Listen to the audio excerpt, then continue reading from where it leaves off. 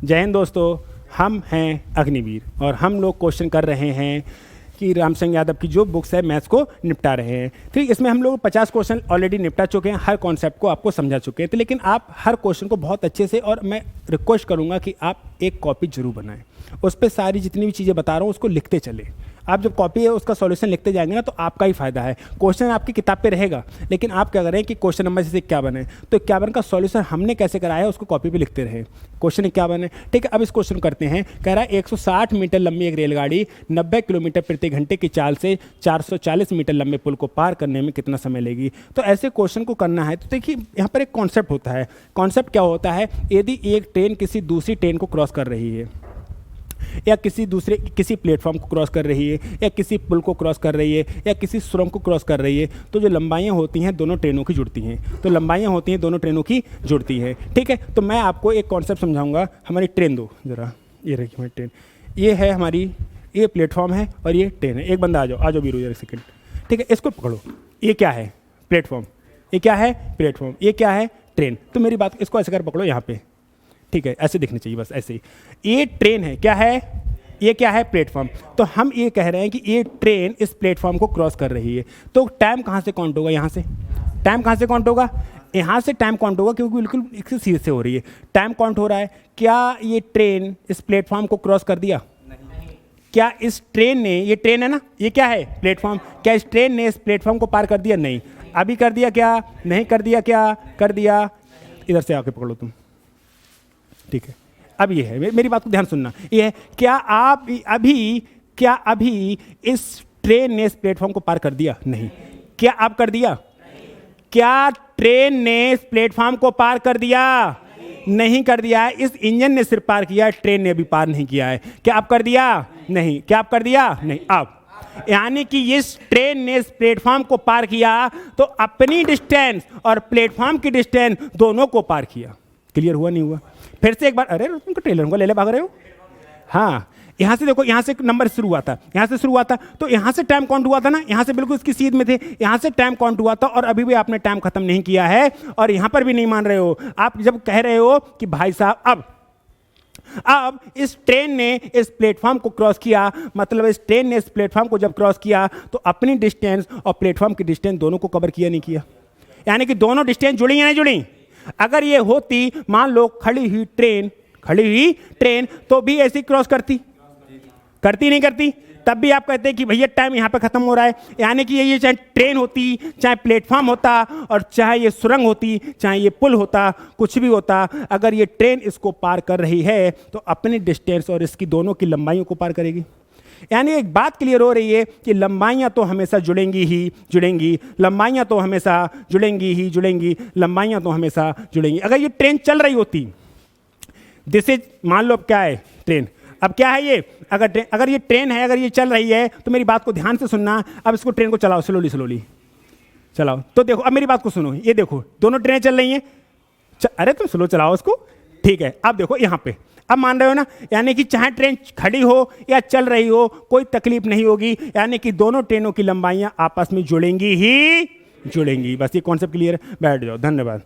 Platform पकड़ के बैठो, हाँ, और ये ट्रेन रखो हमारी, ठीक है, चाहिए बाद में वापस। हाँ, तो मेरी बात को ध्यान से सुनो कि भैया एक बात कि ट्रेन अगर किसी दूसरी ट्रेन को पार करे या किसी प्लेटफॉर्म को पार करे या किसी सुरंग को पार करे, ट्रेनों की लंबाइयाँ तो आपस में जुड़ेंगी। क्या कोनो तकलीफ हो रही? नहीं हो रही। मैं अभी भी जब दोनों ट्रेनें आमने सामने जाएंगी तब क्या होगा, ऐसे जाएंगी तब क्या होगा, उसको भी समझ लेंगे। लेकिन अभी जब ये वाला कॉन्सेप्ट समझाए, एक बात समझ में आ गई कि भैया ट्रेन किसी प्लेटफॉर्म को पार करे, ट्रेन किसी पुल को पार करे, ट्रेन किसी सुरंग को पार करे, ट्रेन किसी ट्रेन को पार करे, चाहे खड़ी ट्रेन को पार करे चाहे चलती हुई ट्रेन को पार करे, जो ट्रेनें हैं, दो चीजें हैं, तो उनकी लंबाइयां आपस में जुड़ेंगी। और एक बात बताऊं तुमको, ट्रेन किसी आदमी को पार करती है तब भी लंबाई जुड़ती है, लेकिन ट्रेन के सामने आदमी की कोई औकात नहीं होती है, उसकी कोई लंबाई नहीं होती है, इसलिए उसको मानते नहीं है। लेकिन रियलिटी तो ये होती है कि जुड़नी चाहिए और जुड़ती है, लेकिन कुछ बहुत ही नेग्लिजिबल होती है। ट्रेन के सामने क्या औकात, हवा लग जाता है, उड़ जाते हैं, समझ में ना आई।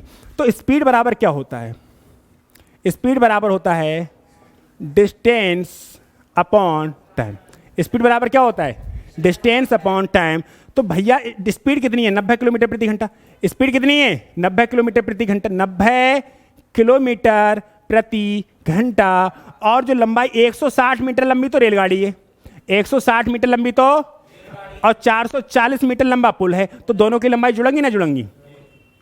और टाइम कितने लोगों जो जी आपसे पूछा है, लेकिन ये जो है वो किलोमीटर प्रति घंटा में दे रखा है। ये क्या में दे रखा है? किलोमीटर प्रति घंटा में। और आपसे पूछा है सेकंड में, ये है मीटर में, तो किलोमीटर प्रति घंटा को मीटर प्रति सेकंड बदलना। अच्छा, पुराना वाला कॉन्सेप्ट। अच्छा, किलोमीटर प्रति घंटा बड़ी डिस्टेंस, क्या में बदलना? मीटर प्रति सेकंड मतलब छोटी डिस्टेंस। बड़े को जब छोटा करना है तो छोटे नंबर से गुणा करना है। और छोटा नंबर क्या होता है? 5/18। 18 पंजा 90, 50 25, 160, 440, 600/T। तो T का मान अगर निकालूंगा मैं तो 600/25, और 25 चौका 100, और 6 चौक 24। तो कितना सेकंड लिया? 24 सेकंड। कोनो दिक्कत, कौन आपत्ति? तो ये कॉन्सेप्ट क्लियर हुआ कि दो ट्रेनें अगर चाहे दोनों ट्रेनें एक ही डायरेक्शन में चलें या अपोजिट डायरेक्शन में चलें, उनकी लंबाइयाँ जुड़ेंगी ही जुड़ेंगी। इस बात की गांठ बांध लो। समझ में आया? चलो, कल किसी ने एक वो लगाया था कि परात में अंगूठी ढूंढने की जगह पैट का सेंटर ढूंढ रहे हैं। इसका मतलब समझे? लगाया था पैट में, परात में अंगूठी ढूंढने की जगह अरे रुको तो जाओ।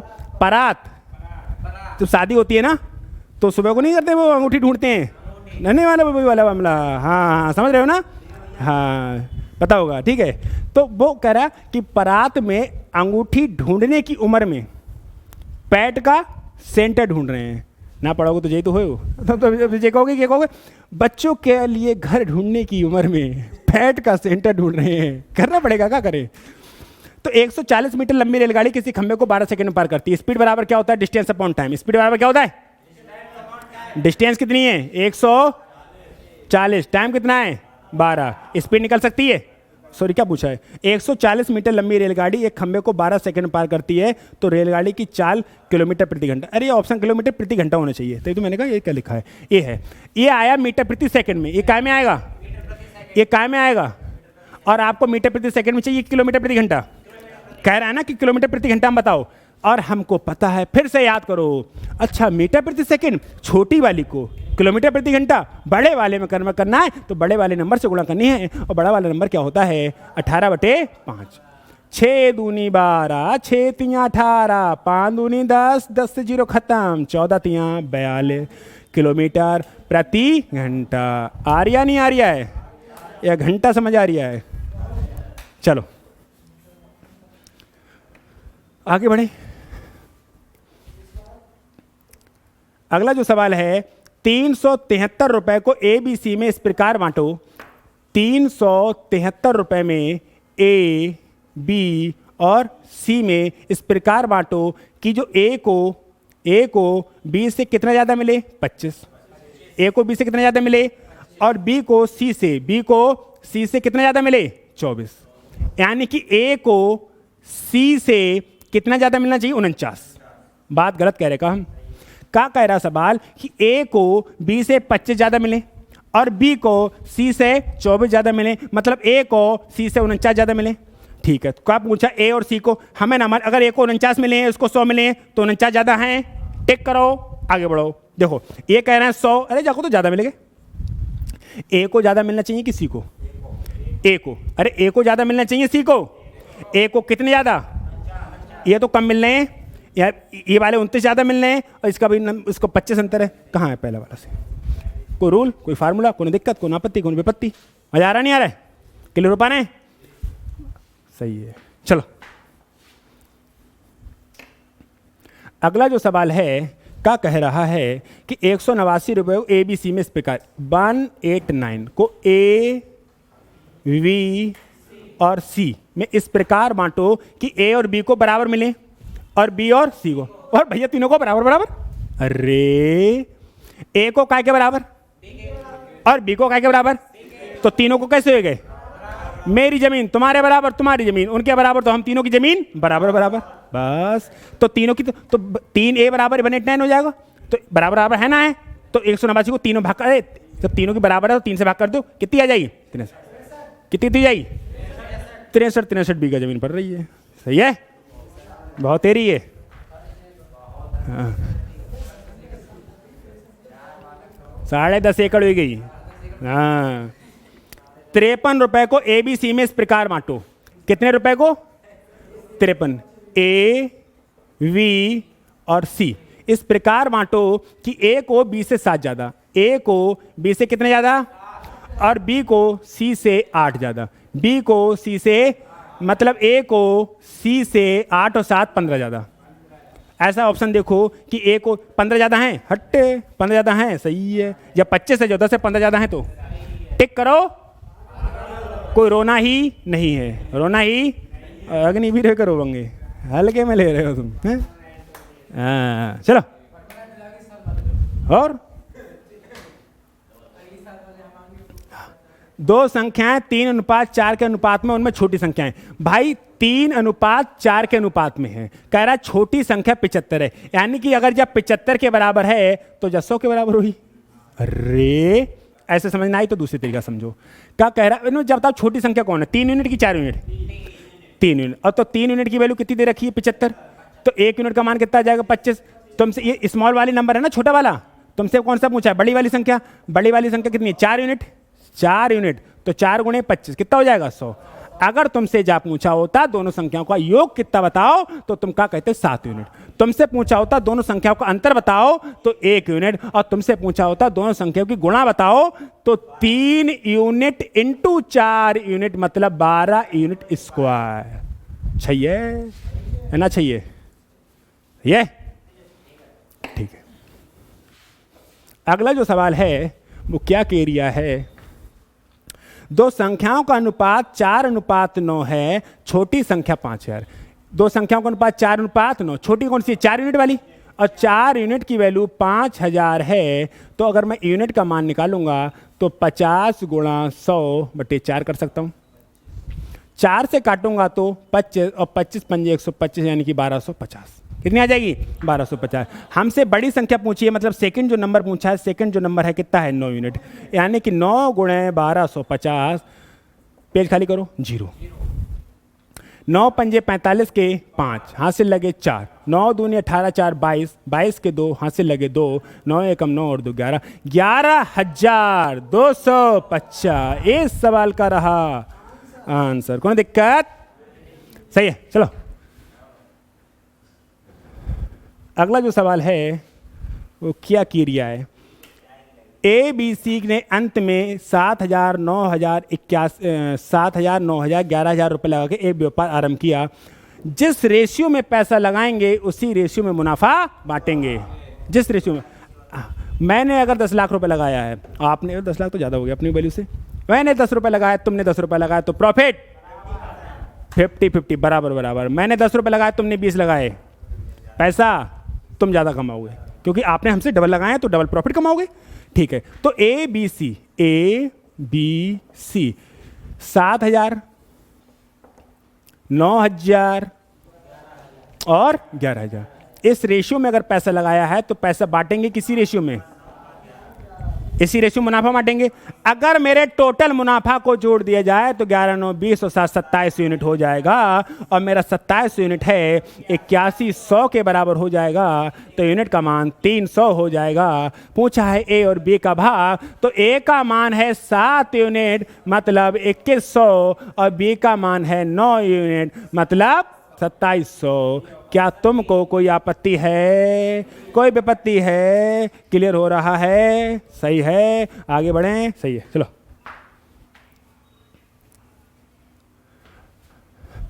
अगला जो सवाल है क्या कह रहा है? ABCD ने एक व्यापार, एक चारागाह किराए पर लिया। A 12 गायें 6 महीने के लिए। कौन कौन है? A है, B है, C है और D है। A 12 गाय, अगर एक गाय का 1 महीने का 6 रुपये है, एक गाय का 1 महीने का किराया कितना है? 6 मतलब 1 रुपये। एक गाय अगर 1 महीने खाएगी तो कितने रुपए? 6। और 2 गाय 1 महीने खाएंगी तो 2 रुपये। 2 गाय 2 महीने खाएंगी तो 4 रुपये। 2 गाय 3 महीने खाएंगी तो 6 रुपये। 12 गायों ने 6 महीने खाया तो 72 रुपए, बी की ने 10 गायों ने 5 महीने खाया तो 50 रुपए, और सी की 14 गायों ने 10 महीने खाया तो 140 रुपए, और डी की 9 गायों ने 7 महीने खाया तो इतना रुपए। कोई दिक्कत? यदि ए ने किराए के रूप में 36 रुपए दिए तो उसको क्या मैं छोटा कर सकता हूँ काटा पीटी करके? कर सकता हूँ। किससे काटूँ? 3 से काटूँ? 3 से नहीं कटेगा, 5 से नहीं कटेगा, 2 से कट सकता है, सिर्फ नहीं कटेगा, कुछ नहीं कटेगा, कोई बात नहीं। 12 छंग 72, 10 पंजे 140 और 9 सत्ते। मेरे हिसाब से ए ने कितना रुपए दिया है? 72 यूनिट। ए ने कितना रुपए दिया? और क्वेश्चन कह रहा है 36। क्वेश्चन कह रहा है तो यूनिट का मान आ जाएगा 36/72, मतलब 1/2। पूछा है तो चारागाह का कुल किराया कितना है? तो कुल तो इतो है, तो कुल तो सब जोड़नी पड़ेगी। चलो 72 और 50 122, 122 और 40 262, 262 और 3 265, 200 कहो 365, 365 और 60 425। अरे 72 और 50 कितने होते हैं? 122, 122 और 40 262, 262 265, 265 और 60 325, 325 यही तो आया। लेकिन 325 यूनिट आया, और 325 और यूनिट का मान कितना है? 1/2, तो 16 2.5। इस सवाल का 162.5 कहाँ है? पहला ऑप्शन इस सवाल का सही आंसर है। क्लियर हो पा रहा? चलो आगे बढ़ो।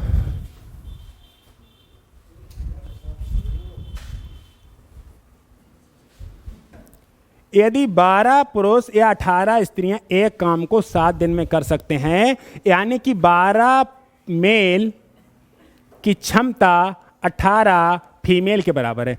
एक बात सुनो, 12 पुरुष या 18 महिलाएं एक काम को बराबर बराबर दिन में कर सकते हैं, यानी कि 12 पुरुष को छोड़ दो तो भी 7 दिन में काम कर देंगी, या 18 महिलाओं को छोड़ दो वो भी 7 दिन में काम करें, यानी 12 पुरुष की क्षमता 18 महिलाओं के बराबर है।